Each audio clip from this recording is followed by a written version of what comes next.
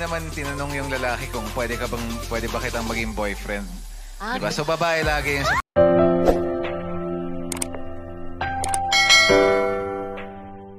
Real-life couple na si Janine at Paulo Avellino umamin na sa tunay nilang relasyon.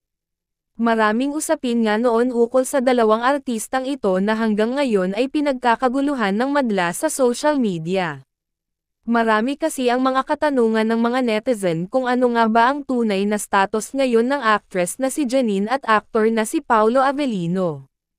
Nagtataka ang madla dahil wala pa silang inaamin na kahit ano sa social media. May ilang litrato din na kumakalat na sweet ang dalawang ito.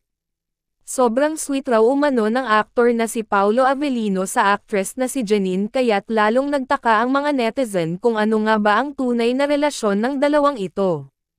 Ngunit patuloy pa rin na tahimik ang real-life couple na si Janine at Paulo. Ilang katanungan ng mga netizen kailan kaya ang status na kasalan ng dalawang ito. Ipapaalam kaya ng mga ito sa madla ang kanilang plano. O sikreto na lamang. Ating abangan at tutukan ang ibang detalye na ilalabas ng madla sa social media.